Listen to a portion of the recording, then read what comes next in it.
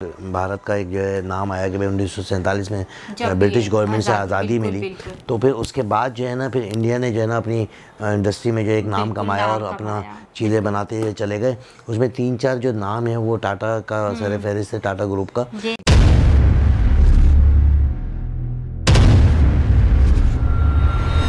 अस्सलाम वालेकुम, नमस्ते, सत श्री अकाल। मेरे शादी खान और मेरे साथ मौजूद हैं सिमल शेख। अस्सलाम वालेकुम, नमस्ते, सत श्री अकाल। कैसे हैं आप लोग? उम्मीद करती हूँ खैरियत से होंगे, जहाँ होंगे खुश होंगे, मज़े में बढ़िया होंगे। जी दोस्तों, आज फिर एक नई वीडियो का रिएक्शन देने जा रहे हैं। इससे पहले कि वीडियो का रिएक्शन स्टार्ट करें, बहुत शुक्रिया आपका कि आप हमारे चैनल को देखते हैं, सपोर्ट लाइक करते हैं, कमेंट्स करते हैं और सजेस्ट करते हैं। बहुत बहुत धन्यवाद आप लोगों का।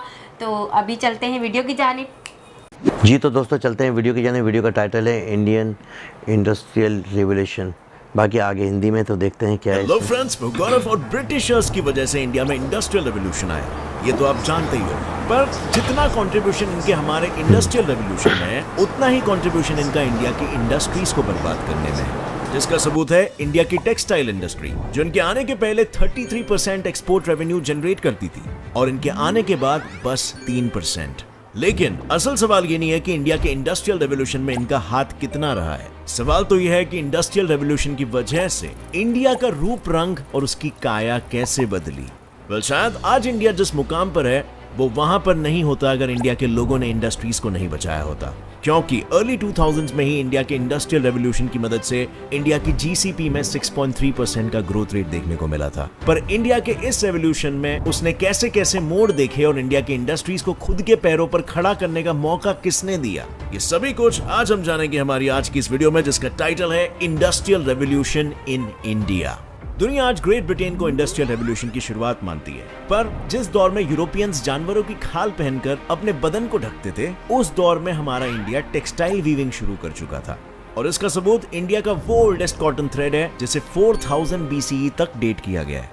लेकिन इंडियन सब कॉन्टिनेंट में सिर्फ टेक्सटाइल्स ही नहीं, आयरन एंड स्टील, हैंडीक्राफ्ट और ज्वेलरी की मैन्युफैक्चरिंग भी कुछ इसी तरह प्राचीन काल से शुरू हो चुकी थी। यहाँ तक हमारे देश को उक्कू स्टील या वूड स्टील, जिसे दुनिया का सबसे पहला high grade iron and steel production माना जाता है, उसे बनाने का श्रेय भी दिया जाता है, जिससे कई अलग अलग औजारें ही नहीं पर हथियारों को भी तैयार किया गया। और इसी खूबी के चलते हमारे भारत से इसे एंशियन ग्रीस, रोम, पर्शिया जैसे जगहों पर एक्सपोर्ट करना शुरू हुआ।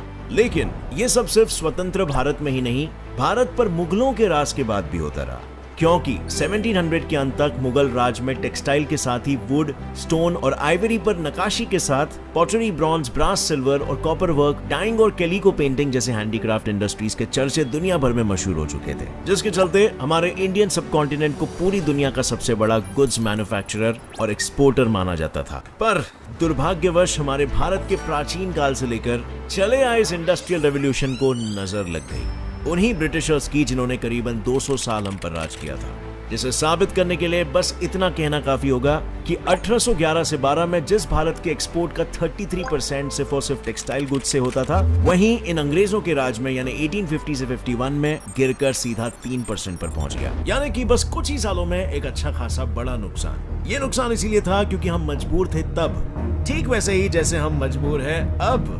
इंडिया के 53 मिलियन लोग अनएम्प्लॉयमेंट से मजबूर है, 1.77 मिलियन लोग होमलेसनेस से मजबूर है और 189.2 मिलियन लोग भूख से मजबूर है। एंड इफ पर्सनल लेवल पर देखा जाए तो आप डिप्रेशन, डीप थॉट्स, गुस्सा, कॉम्पिटिशंस और स्ट्रेस जैसी कई सारी रीजन से मजबूर हो। पर क्या आपको पता था इन सारी मजबूरियों की वजह से आपके हेल्थ और हेयर दोनों पर असर पड़ता है? जी हाँ, रिपोर्ट्स के मुताबिक दुनिया के 80% और इंडिया के 60.4% से भी ज्यादा लोग हेयर लॉस से मजबूर है। पर वरी नॉट, इस मजबूरी का परफेक्ट सोल्यूशन है मैन मैटर्स हेयर गमीज। अब फ्रेंड्स, हेल्दी हेयर की परफेक्ट रेसिपी क्या है?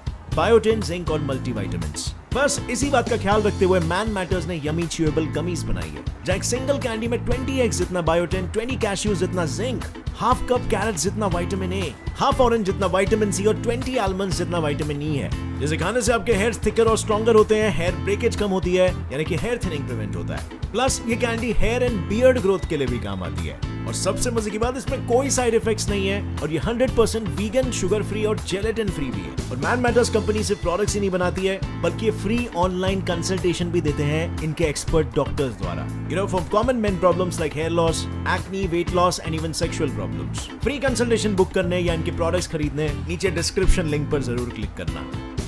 पर इंडियन इंडस्ट्रीज की नींव को जड़ों से हिलाने की शुरुआत 1700 में ही हो गई थी, जहाँ European trading companies Indian ruler से ट्रेड कंसेशन और अपनी कंपनीज के लिए एक्सपैंडेशन पाने की कोशिश में लगे रहते थे, जिससे भारत की हर दूसरी कंपनी यूरोपियन हो और मार्केट की मोनोपोली सीधा इनके हाथों में ले जाए। लेकिन मिड 1700s और 1800s में हुए वॉर्स, जैसे कि 1757 की बैटल ऑफ प्लासी, 1764 की battle of Buxar, in Wars के चलते ब्रिटिशर्स ने इंडिया की गवर्नेंस के साथ दूसरी यूरोपियन पावर्स जैसे कि फ्रेंच और डच ईस्ट इंडिया कंपनीज और पोर्चुगीज पावर को हराकर अपनी पावर का परछाम लहरा दिया, जिसके बाद इन गवर्निंग पावर्स को सिर्फ नाम के लिए रखा गया, क्योंकि ब्रिटिशर्स के हाथों में duty and tax free trading का अधिकार था। उसके साथ लैंड रेवेन्यू कलेक्ट करने का भी राइट इन्हीं के पास था। और ब्रिटिशर्स के लिए सोने पे सुहागा हुआ उनका इंडिया के ट्रेड पर मोनोपोली, यानी कि पैसा ही पैसा। और ब्रिटिशर्स ने भी इस हाथ आए मौके को बिल्कुल भी जाने नहीं दिया। उन्होंने इंडिया को पूरी तरह एक्सप्लॉइट करने के लिए गजब की इकोनॉमिक पॉलिसी लाई,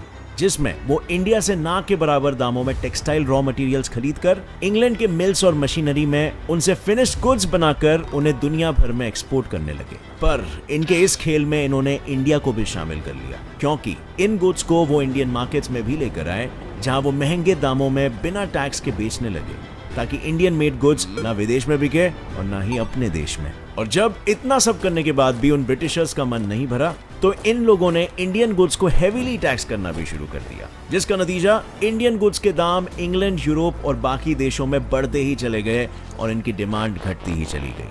और देखते ही देखते इन लोगों ने इंडियन इंडस्ट्रीज को इस तरह टेक ओवर किया कि इंडियन गुड्स की वैल्यू 0 के बराबर हो गई और लोग सिर्फ इंग्लैंड में बने गुड्स लेने लगे, जिससे 1850 आते आते इंडिया पूरी तरह डी इंडस्ट्रियलाइज हो गया था। पर ब्रिटिश सरकार का असली और डायरेक्ट राज इंडिया पर 1857 में हुए रिवोल्ट के बाद ही शुरू हुआ, जहां डी इंडस्ट्रियलाइज हो चुके इंडिया की इंडस्ट्री को पैरों तले दबाए रखने के लिए ब्रिटिशर्स जोर लगाते रहे। पर हम हमारे देश भारत की बात कर रहे हैं, जिसने खुद के दम पर गिरकर उठना सीखा है, और इस बार भी हमारा देश इसी का एग्जाम्पल बनकर उठने वाला था।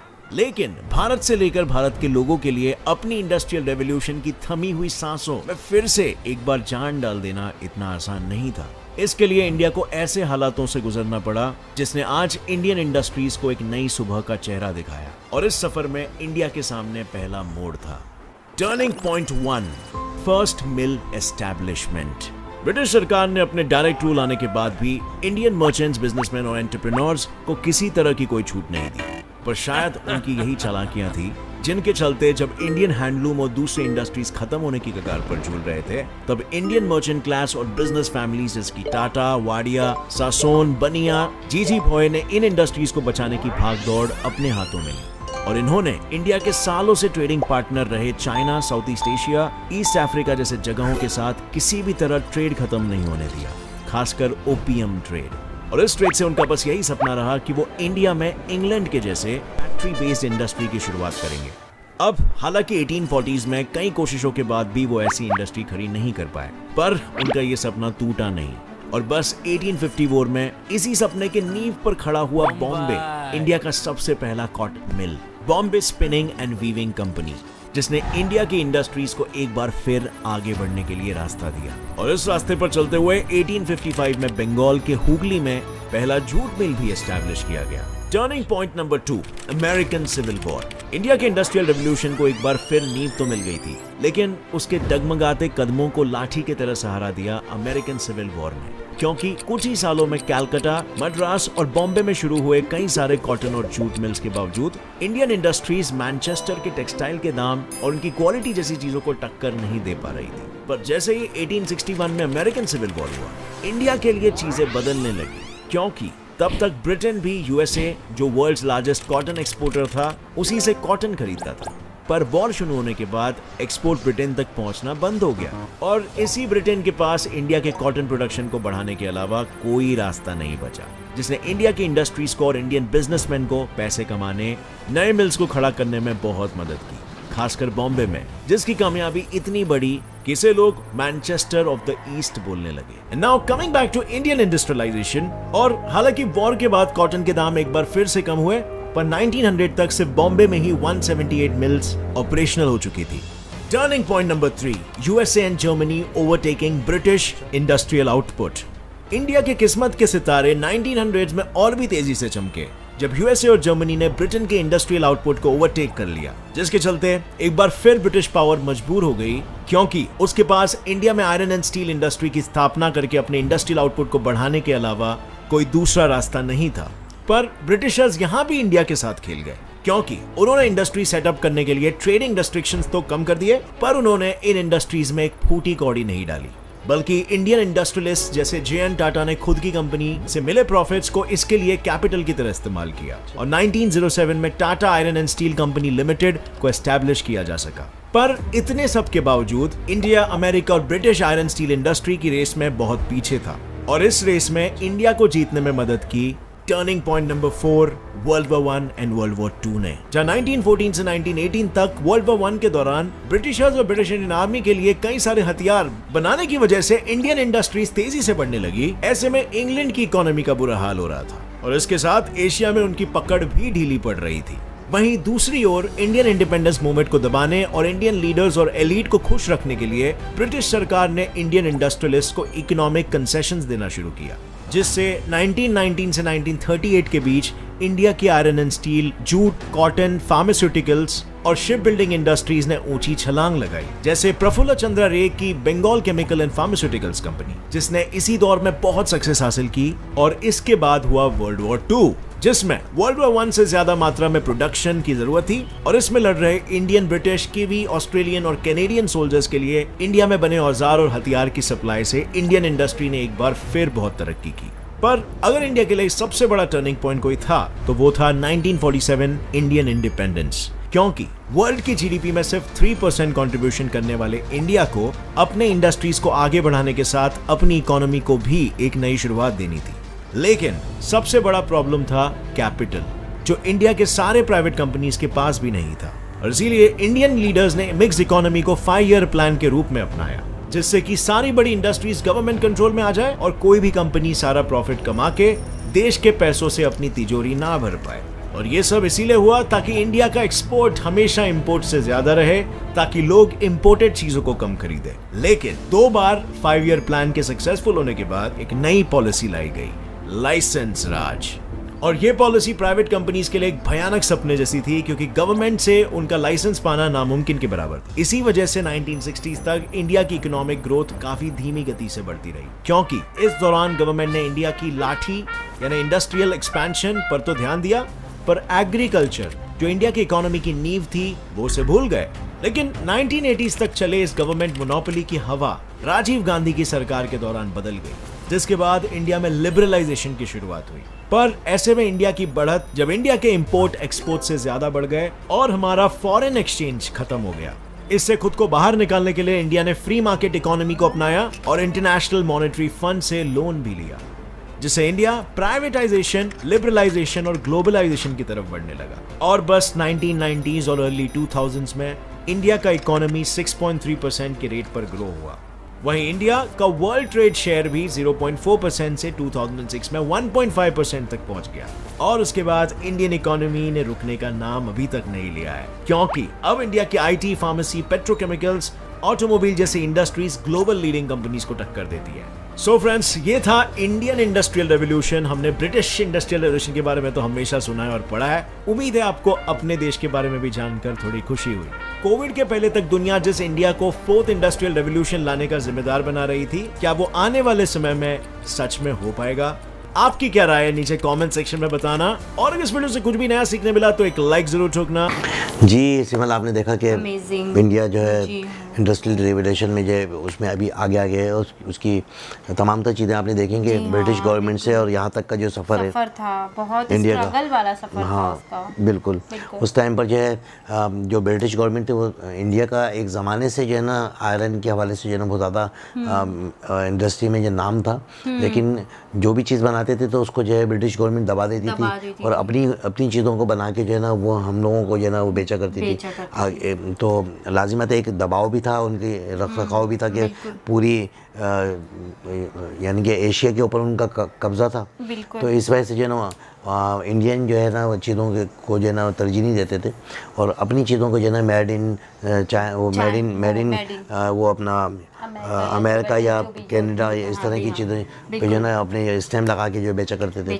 लेकिन जब जो आगे चलते गए और फिर जो है जब ये पाकिस्तान और भारत का एक जो है नाम आया कि भाई 1947 में ब्रिटिश गवर्नमेंट से आज़ादी मिली, तो फिर उसके बाद जो है ना फिर इंडिया ने जो है ना अपनी इंडस्ट्री में जो एक नाम कमाया और अपना चीज़ें बनाते हुए चले गए। उसमें 3-4 जो नाम है वो टाटा का सर फहरिस्त है, टाटा ग्रुप का, कि जमशेद टाटा। तो ये शुरू से जो है ना इंडस्ट्री में जो है ना इनका वो नाम था और टेक्सटाइल के हवाले से भी इनका काम था। फिर इन्होंने बाद में आयरन इंडस्ट्री जो है लगाई और उसमें जो है एक नाम पैदा किया। फिर वहाँ जब गवर्नमेंट आई तो गवर्नमेंट ने जो है फिर इस पर जो है ना वो एक टैक्स का जो है वो किया कि भाई आप टैक्स भरें ताकि जो है ना गवर्नमेंट को फ़ायदा हो। तो जब वो इंडस्ट्रियाँ एकदम बड़ी तो 178 इंडस्ट्री जो है ना टेक्सटाइल की लग गई, फिर आयरन की लग गई। तो इस तरह जो तरक्की होती गई, मुंबई में जो है सबसे पहले जो है ना ये आगाज़ हुआ आयरन की इंडस्ट्री का। फिर आस्ता आस्ता करके जो है पूरी अपनी कंट्री में जो है ना फैला दिया गया और आज जो है इंडिया का GDP जो है ना कहाँ पर पहुँचा हुआ है। आप ये देखें कि हर सेक्टर में जो है काम हो रहा है और जो भी इंडस्ट्रियल हब बना दिए गए हैं, फार्मास्यूटिकल कंपनियों का हब बन गया है, IIT का हब बन गया है और बहुत सारी इंडस्ट्री टेक्सटाइल के हवाले से जो है ना बहुत सारा ज़्यादा जो है सामान वहाँ बना जाता है और पूरी दुनिया में जो है ना इनकी ट्रेड शुरू हो गई। और सबसे बड़ी बात है कि जो ताल्लुकात हैं पूरी दुनिया से तो काम लेके आ रहे हैं और यहाँ से बन के जा रहेगा। टेक्सटाइल में जो है बड़ा और इंडिया वाले वैसे एक्सपोर्ट में ज़्यादा उन्होंने ध्यान दिया, इंपोर्ट में इतना ध्यान नहीं। जी हाँ, एक्सपोर्ट में इसलिए ना अपनी चीज़ें बनाई और भेज दी। और अब तो वैसे भी उन्होंने ऐसी दावत दे दी कि भाई पूरी दुनिया से जो है ना वहाँ पर आके बड़ी बड़ी मल्टीनेशनल कंपनियाँ जो है वहाँ पर मैन्युफैक्चरिंग कर रही हैं और लोगों को रोज़गार के मौके मिल गए। तो और क्या चाहिए, इतना ज़्यादा जो है ना ट्रेड में जो है आगे निकल गए। इंडस्ट्री जो है इनकी जो है बहुत ज़्यादा जो है हाई लेवल पे पहुंच गई और रतन भाई टाटा जो है उनका नाम है। अब तो इन टाटा ग्रुप ने जो है ना एयरलाइन भी परचेस कर ली। फिर मुकेश अंबानी का नाम आता है, वो भी जो है कारोबारी शख्सियत हैं और तमाम काफ़ी सारी जगहों पे जो है उनकी इन्वेस्टमेंट है और बहुत ज़्यादा जो है ना ज़मीनें और घर वगैरह घर भी तो अब बना रहे हैं। लेकिन वैसे जो ट्रेड के जो काम है उनके बहुत हैं, काफ़ी सारे मॉल्स बनाए हुए उन्होंने, काफ़ी सारी शॉप्स हैं, बहुत जो ऐसी ऐसी चीज़ें जो हमें नहीं पता वो उनका जो है ना एक कारोबार चल रहा है और बहुत ज़्यादा जो है एशिया में नाम है उनका। मेरे ख्याल में टॉप लिस्ट पे नाम आता है उनका, अमीर तरीन आदमियों में उनका जो है टॉप लिस्ट पे नाम आता है। और रतन भाई टाटा का जो जितना भी बेनिफिट मिलता है वो अपना जो है 60% जो है ना ट्रस्ट में डाल देते हैं। लेकिन आता तो है लेकिन गवर्नमेंट को सपोर्ट करते हैं और ऐसे इंडस्ट्रियल कहाँ मिलेंगे जो कि इंडिया में हैं, मौजूद हैं इस टाइम पर और इंडिया को सपोर्ट कर रहे हैं। तो सिमल आप देखें कि हम तो जितना देख रहे हैं इंडिया को वो उतने ही आगे बढ़ता हुआ नजर आ रहा है। तो काफ़ी सारी जिसके पीछे हैं वो हमसे बहुत दूर जाता है। काफ़ी सारी चीज़ें हमें पता नहीं है लेकिन कुछ ऐसी चीज़ें जो हमें नज़र आ रही हैं तो उसको देख के तो ये लगता है कि वही मैं पहले भी कह चुका हूँ कि ये तमाम यानी कि वर्ल्ड की एक हमने वीडियो देखी भी थी कि 1950 में जो है ना पूरी दुनिया से सबसे ज़्यादा जो है ना इंडिया जो है सबसे ज़्यादा आगे होगा और लोग जहाँ पर आके काम करेंगे और हम तो खैर नहीं होंगे उस ज़माने में, लेकिन जो होंगे उन लोगों के लिए बड़े इंजॉयमेंट वाला टाइम होगा, बड़ी तरक्की याफ्ता टाइम होगा कि उस टाइम पे मैं समझता हूँ कि गाड़ियाँ भी हवा में उड़ रही होंगी और जिस तरह एक ज़माने में मोबाइल पर लग जाएंगे। हाँ, एक ज़माने में मोबाइल का कोई कॉन्सेप्ट नहीं था, लोगों को पता ही नहीं था कि एक जगह से दूसरी जगह जो है बगैर तार के हम बात कर सकते हैं। आज हमारे पास जो है ना बातें हम कर रहे हैं और वो जो टाइम आएगा उस टाइम पर तो क्या जो है ना वो हमारी जो मदिया है वो भी है ना हवा में उड़ेगी मदिया के भी हम पर लगवा देंगे। तो दोस्तों आपने देखा कि कितनी ज़बरदस्त ये वीडियो थी। मदिया इसलिए हमने बोला कि हमारी जो DOP है उसका नाम जो है वो मदिया है, तो आज हमने उसका अनाउंस कर दिया क्योंकि वो हमें बार बार इशारे करती है कि कितना बोलेंगे कितना बोलेंगे। तो बाहर ये कि बोलना भी पड़ता है, और क्योंकि वीडियो इस तरह की और है भी इंडिया के हवाले से बात है, तो जो अच्छाई और सच्चाई है वो उसको जो है रद्द नहीं करना चाहिए। अच्छी बात थी तो वो करना भी ज़रूरी होता है। तो इसके साथ ही मुझे और सिमल शेख को इजाज़त दें। चलते चलते फिर हमारे वही अल्फाज़ अपने और अपने आसपास वाले लोगों का ख्याल रखें, ख़ासतौर पर पड़ोसियों का, रिश्तेदारों का, दोस्तों का, बहन भाइयों से प्यार करें, माँ बाप की खिदमत करें, हमारे चैनल को लाइक करें, सब्सक्राइब करें ताकि हमारी एनर्जी बरकरार रहे। इसके साथ ही हमें इजाज़त दें। अल्लाह हाफ़िज़।